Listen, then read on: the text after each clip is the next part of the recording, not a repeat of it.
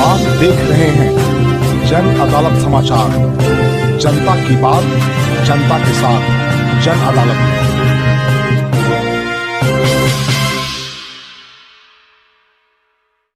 नमस्कार, जन अदालत में आपका स्वागत है। मैं बाबा शिवाजी। पूरे मीडिया में और राजनीतिक गलियारों में जो चर्चा है वो चर्चा है 5,000 करोड़ का जो Mahadev booking app, online app जो है उसका घोटाला जो सामने आया है और उस सीधे छत्तीसगढ़ से जुड़ा हुआ है। 2 नवंबर को प्रवर्तन निदेशालय जो इन्फोर्समेंट डायरेक्टरेट है उसने रेड किया और रायपुर के एक होटल से 5.5 करोड़ रुपया बरामद किया। बाद में असीम दास के घर पर भी रेड हुआ, वहाँ से ही पैसा बरामद हुआ और 15.5 करोड़ रुपया बैंक में सीज किया गया और 5.5 करोड़ रुपया नगद वो ईडी ने बरामद किया। असल में ईडी फरवरी से ही इस पूरे मामले के पीछे में लगी हुई थी। फरवरी में जो सौरभ चंद्राकर जो महादेव ऐप के जो मालिक हैं उनका शादी हुआ था दुबई में और 200 करोड़ रुपया उसमें खर्चा किया गया था और जो बॉलीवुड के जो सुपरस्टार हैं उनको बुलाया गया था। उसके प्रमोटर रणधीर कपूर भी रहे हैं, उनको ही बुलाया गया था और नेहा कक्कड़ हैं, कपिल शर्मा हैं और बहुत सारे हीरो हीरोइन को वहाँ बुलाया गया था। तो उन लोग को भी ईडी का समन गया था और जैसे जैसे जांच का क्रम आगे बढ़ा ये मामला भूपेश बघेल जो छत्तीसगढ़ के मुख्यमंत्री हैं वहाँ तक चला गया। ये कुछ दिन पहले जो अगस्त में रेड किया था, जो उनके मुख्यमंत्री के जो ओएसडी हैं, officer on special duty, Manish Bachhor और आशीष वर्मा, इनके घर पर भी रेड हुआ था। और इससे पहले जो वहाँ जो छत्तीसगढ़ पुलिस के एएसआई हैं चंद्रभूषण वर्मा, उनको गिरफ्तार किया गया था और सतीश चंद्राकर को गिरफ्तार किया गया था। कल जो गिरफ्तारी हुई थी, जो मनी कुरियर जिसको बोलते हैं, पैसा लाने ले जाने का जो काम करता है, वो असीम दास को ईडी ने पकड़ा है और उनके साथ भीम यादव नामक एक सिपाही है, वो भी जो कांस्टेबल है छत्तीसगढ़ पुलिस का है और उसमें ईडी ने जो जांच के क्रम में पाया है कि भीम यादव भी अनेकों बार दुबई गए हैं और आए हैं।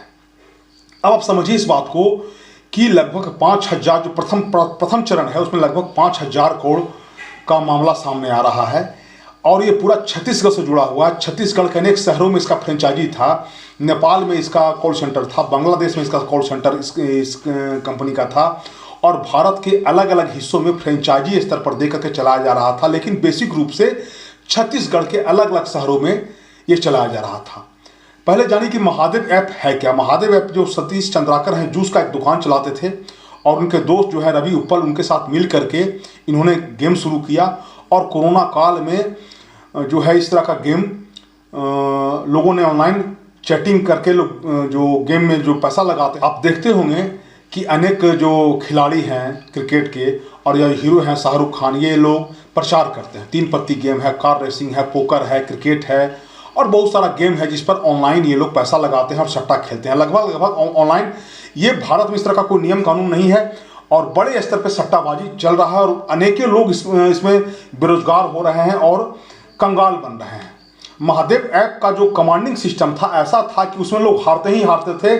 शुरुआती चरण में पैसा जो है वो कुछ कमाई होता था और बहुत सीक्रेट तरीके से उसमें लोग पैसा फ्रेंचाइजी के थ्रू लगाते थे। 70 और 30 का मार्जिन था। 70% वो वहाँ हवाला के जरिए उनको जाता था, जो सौरभ चंद्राकर हैं उनको महादेव ऐप को मिल जाता था और बाकी 30% में फ्रेंचाइजी ये लोग कमाते थे।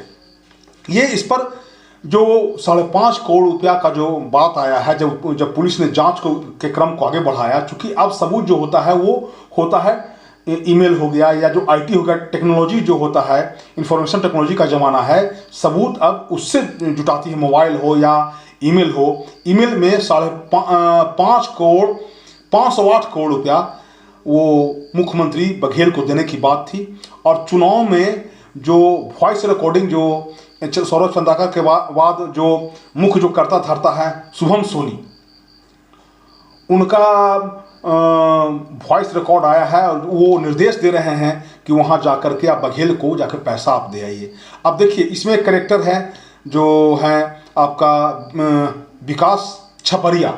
ये पूरे हवाला का जो कारोबार है वो विकास छपरिया देखते थे और जो सतीश चंद्राकर का जो गिरफ्तारी हुआ था और एएसआई का जो गिरफ्तारी हुआ था, उसके बाद इसमें जो उनको विदेश से जो पैसा भेजा गया था, ये लोग एजेंट थे हवाला के, अनिल दम्मानी और सुनील दम्मानी, इनको भी गिरफ्तार किया गया है। लगभग बहुत सारे लोग गिरफ्तार हैं, 4 लोग को जो मुख्य रूप से गिरफ्तार किए गए हैं। अब चूंकि 7 नवंबर को और 17 नवंबर को वहाँ चुनाव है और सीधे सीधे करप्शन का आरोप वहाँ लगा है, और भारतीय जनता पार्टी और कांग्रेस दोनों ने तलवार खींच लिया है, दूसरे पर भ्रष्टाचार का आरोप लगा रहे हैं। और ये सीधे सीधे ईडी ने कहा है कि चुनाव में पहले ही पैसा दिया गया था और चुनाव को प्रभावित करने के लिए महादेव ऐप के प्रमोटरों के द्वारा भूपेश बघेल को पैसा दिया गया था। अब भूपेश बघेल सामने आए हैं और कहा है कि वो प्रधानमंत्री क्यों दुबई जाते हैं, क्योंकि दुबई अनेकों बार भूपेश बघेल को जाने का मामला सामने आया था। और ये जो सामने पूरा जो जांच जो सामने आ रहा है, ये चंद्रभूषण वर्मा का एक रिश्तेदार है, विनोद वर्मा, जो अभी वर्तमान में वो मीडिया एडवाइजर उनके रह चुके हैं और बेहद करीबी माने जाते हैं भूपेश बघेल के। अभी वर्तमान में वो उनके राजनीतिक सलाहकार हैं। वो पहले पोर्टल चलाते थे, बाद में सीडी कांड जो हुआ था भाजपा के नेताओं को फंसाने का, उसके उनके घर पर रेड भी हुआ था, अभी मुख्य करता धरता है। तो जो चंद्रभूषण वर्मा जो हैं, ये मामूली एएसआई नहीं है, छत्तीसगढ़ पुलिस के एएसआई हैं। और ये पूरा सिंडिकेट समझिए कि बड़े बड़े ब्यूरोक्रेट्स के द्वारा टॉप टू बॉटम पैसा बांटा जाता था। चूंकि अगर ऐसा नहीं होता तो अब तक वहाँ छत्तीसगढ़ में केस दर्ज कर दिया गया होता, कुछ लोगों की गिरफ्तारी होती, लेकिन ऐसा कुछ नहीं हुआ। और अब ईडी ने जैसे जैसे हवाला, चूंकि हवाला में जो सुनील धमानी थे या अनिल धमानी थे, सतीश चंद्राकर से जब पूछताछ हुई तो ये पूरा मामला सामने आया। धीरे धीरे ये पूरा मामला खुला।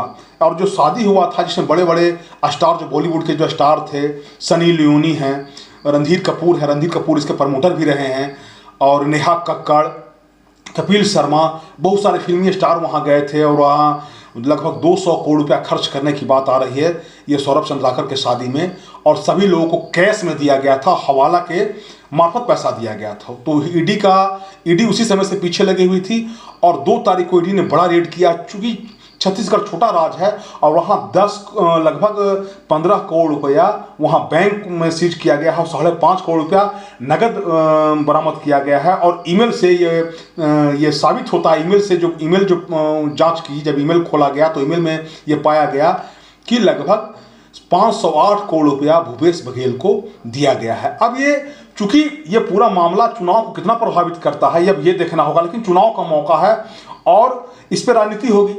क्योंकि पहले से कांग्रेस आरोप लगा रही है कि ईडी और जो सीबीआई है वो सरकार का टूल्स है और विपक्षियों को परेशान करने का ये एक औजार बन गया है। लेकिन ये मामला सीधे सीधे अब जनता भी समझ रही है और सीधे सीधे अब ये सामने आ गया है। तो इस पूरे खेल में 3 कैरेक्टर हैं, एक महादेव ऐप है, दूसरा ये ईडी है, प्रवर्तन निदेशालय है, और तीसरा जो आया है वो मामला आया है भूपेश बघेल का और कांग्रेस का।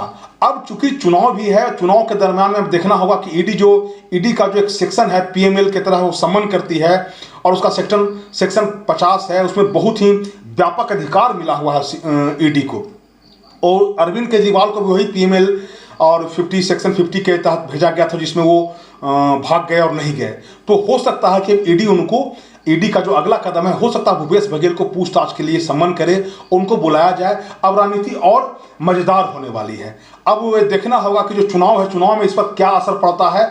और जो चूंकि अब आज 4 तारीख हो गया, 2 दिन बाद वहाँ चुनाव है प्रथम चरण का, फिर 17 नवंबर को चुनाव है। इस चुनाव में कांग्रेस को कितना ये जो घोटाला कितना प्रभावित करता है, ये तो आने वाले समय में होगा, लेकिन बेहद रोचक होगा। अगले अंक में आपको हम विस्तार से बताएंगे कि कैसे सौरभ चंद्राकर एक छोटा सा ये एक नगर निगम में जो पंप ऑपरेटर उसके फादर रहे हैं, उसके पिता रामेश्वर चंद्राकर के लड़के हैं, और कैसे वो जूस की दुकान चलाते थे भिलाई में, और वो कैसे उन्होंने कोरोना काल में एक कंपनी खड़ा किया और इस बात को समझा और अरबों रुपये की कमाई की। लगभग रोज 200 करोड़ रुपया का उनका आमदनी था। और वो पूरा पैसा जो है फिल्मी इंडस्ट्री में, होटल में और जो रियल एस्टेट में पैसा का उन्होंने इन्वेस्ट किया और हवाला के जरिए राजनेताओं को देने का, बड़े बड़े ब्यूरोक्रेट्स को देने का उन्होंने काम किया। अगर गहन जांच होती है तो बहुत सारे लोग इसके लपेटा में आएंगे। एएसआई तो बहुत छोटा चीज़ है, बड़े बड़े जो प्रधान सचिव स्तर के लोग हैं, सचिव स्तर के लोग हैं, टॉप टू बॉटम सारे लोग इस घोटाले में आएंगे और ये निश्चित रूप से घोटाला सामने आएगा। तो हमारा ये प्रयास रहता है कि जो देश में जो चर्चा का जो गहमा गहमी रहता है, जो चर्चा का जो न्यूज रहता है, चर्चा का जो बाजार गर्म रहता है जिस खबर पे, उसको हम लाने का प्रयास करते हैं। और आपको हमारा ये खबर कैसा लगा कृपया कमेंट करके बताएं। और आपने अगर हमारा ये सब्सक्राइब नहीं किया है जन अदालत, तो कृपया इसको सब्सक्राइब करें और शेयर करें, अधिक से शेयर करें और मुझे प्रोत्साहित करें। आपका धन्यवाद।